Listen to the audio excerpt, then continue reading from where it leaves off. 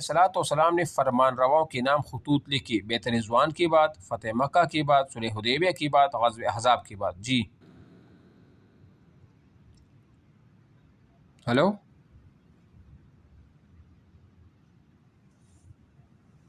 ہاں جی، لیکن انہوں نے الف میں بیت رضوان اور صلح حدیبیہ یہ تقریباً دونوں ایک ہی موقع پر ہوئے تھے، لیکن ایسا اگر سوال آ جائے تو بس آپ نے پھر ویسے دونوں تو ٹھیک ہے، لیکن پھر یہ دال نمبر آپشن جو ہے نا ڈی صلح حدیبیہ کے بعد یہ ٹھیک ہے، صحیح ہے نا. اچھا اس کے بعد سوال ہے نمبر 6، حبشہ کی بادشاہ کا نام تھا مقوقس، نجاشی، کیسر، اور نجاشی کا اصل نام کیا تھا؟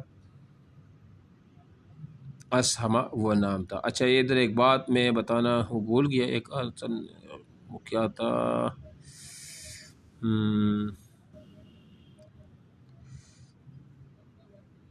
کس کی؟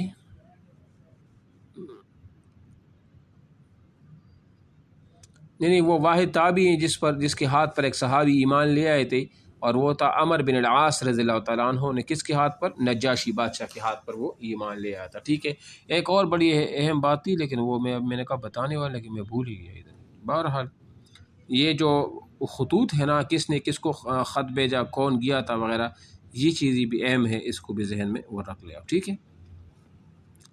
اچھا جی اب غزوہ خیبر کی طرف آ جائے. غزوہ خیبر کی طرف کہ یہ کون سا غزوہ ہوا تھا؟ غزوہ خیبر. اچھا جی تعارف. خیبر سعودی عرب کا ایک شہر ہے. یہ شہر مدینہ منورہ شمال کی طرف 168 کلومیٹر کے فاصلے پر واقع ہے. آپ علیہ السلام کے عہد میں یہاں یہودی آباد تھے جو آپ علیہ السلام کے ساتھ سخت دشمنی رکھتے تھے. آپ علیہ السلام کے خلاف سازشوں میں مصروف رہتے تھے. ان کو سازشوں سے باز رکھنے کے لیے 7 ہجری میں خیبر پر چڑھائی کی گئی. اس جنگ کو کارروائی کو غزوہ خیبر کہا جاتا ہے. تو غزوہ خیبر کب ہوا تھا؟ 7 ہجری کو ہوا تھا. اہم سوال ہے، اس کو بھی انڈر لائن وہ کرے. اور اس میں صحابہ کی تعداد ٹوٹل کتنی تھی؟ 14 سے بھی آتے اور 1600 دونوں جو ہے نا یہ آ جاتا ہے، لیکن 1600 زیادہ ہے.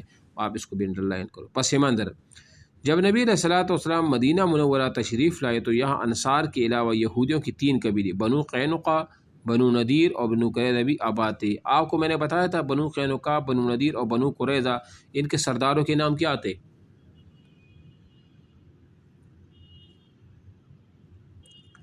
بنو نذیر کا جو سردار تھا حی بن اخطب تھا، پھر لکھ لو. بنو قریظہ کا کعب بن اسد تھا، اور بنو قینقاع کا سردار فخاذ ایک یہودی نامی شخص. ٹھیک ہے تھا. نبی علیہ الصلوۃ والسلام نے امن و امان کی قیام کے لیے ان قبائل سے ایک معاہدہ کیا جسے میثاق مدینہ کہتے ہیں. یہودیوں نے عملاً کبھی بھی اس معاہدے کی پاسداری نہ کی.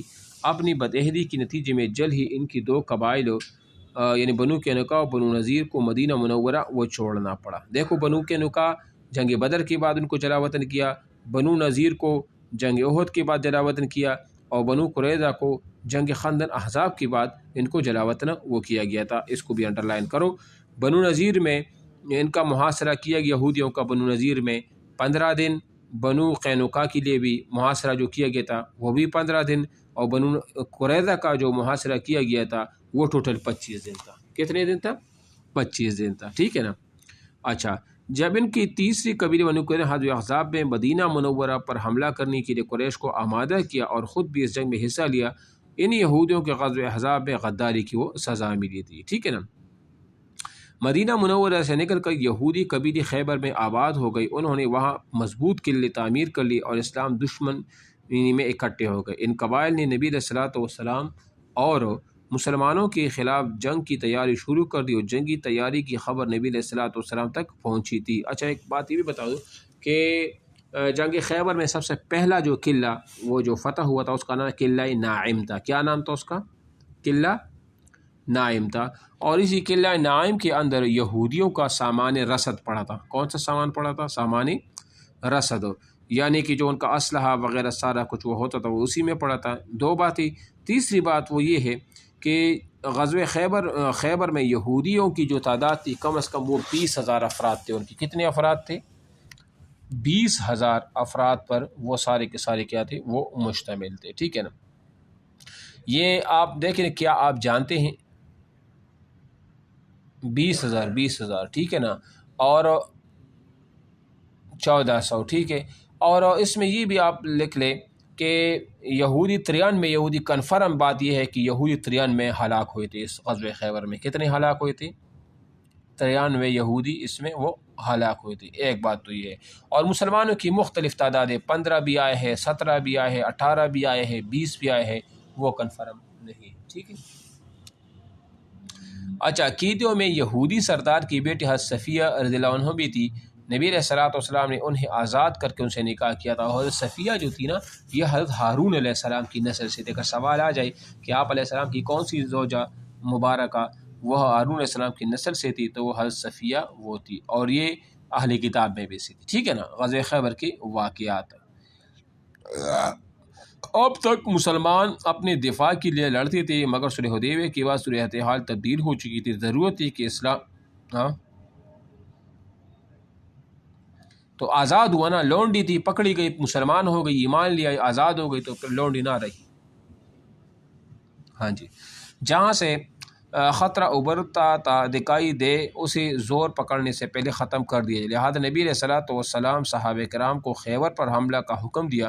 اس عزوے میں صرف ان لوگوں نے شرک کی جو صلح حدیبیہ میں آپ علیہ السلام کے ساتھ تھے، اور ان کی تعداد 1400 تھی۔ مسلمانوں کا لشکر رات کے وقت خیبر پہنچا۔ اس وقت اہل خیبر بے خبر وہ سو رہے، تو 1400 تعداد، اس کو بھی انڈر لائن وہ کرو۔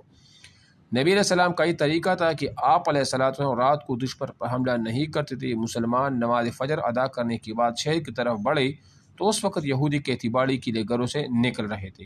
تب انہوں نے لشکر اسلام کو اچانک اپنے سروں پر دیکھ کر واپس شہر کی طرف دوڑ لگا دی اور شور مچانا شروع کر دیا کہ محمد صلی اللہ علیہ وسلم اپنے لشکر کے ساتھ آ پہنچے۔ خیبر میں یہودیوں کے 8 مضبوط قلعے تھے۔ کتنے قلعے تھے؟ 8۔ یہ 8 بھی آتا ہے، یہ 6 بھی آتا ہے، مختلف روایات ہیں، یہ ذہن میں رکھ۔ مختلف حصے میں بٹے ہوئے تھے۔ اسلامی لشکر نے سب سے پہلے یہودیوں کی دفاعی قلعہ نائم پر حملہ کیا، ٹھیک ہے نا۔ یہودیوں نے اس قلعے میں اسلحہ جمع کر رکھا تھا، یہ میں نے آپ کو پہلے بتا دیا۔ یہودیوں کی مشہور وہ جو سپہ سالار تھے، وہ جانباز مرحب کا قلعہ بھی وہ یہی تھا۔ مرحب کو اپنی بہادری پر بڑا ناز تھا۔ رسول اللہ صلی اللہ علیہ وسلم نے اس قلعے کو فتح کرنے کی ذمہ داری حضرت علی کو وہ سونپی وہ تھی، ٹھیک ہے نا۔ اچھا جی، کیا آپ جانتے ہیں، یہاں بریکٹ میں آپ دیکھیں، جس رات خیبر کی حدود میں آپ علیہ السلام داخل ہوئے تو آپ علیہ السلام نے فرمایا، میں کل جھنڈا ایک ایسے آدمی کو دوں گا جو اللہ اس کے رسول سے محبت کرتا ہے اور جس سے اس کے رسول محبت کرتے ہیں، اور اس سے مراد جناب علی ابن ابی طالب رضی اللہ تعالیٰ عنہ ہوتے۔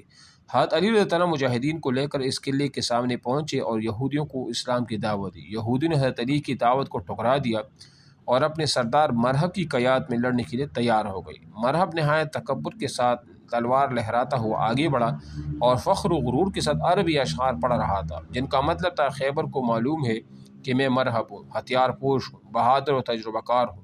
اس کے مقابلے کے لیے اسلامی لشکر میں حضرت علی رضی اللہ عنہ نکلے، مگر وہ حضرت عامر رضی اللہ عنہ وہ نکلے مگر وہ شہید ہوئے۔ پہلے وہ جو ہے نا وہ شہید ہو گئے، ٹھیک ہے نا۔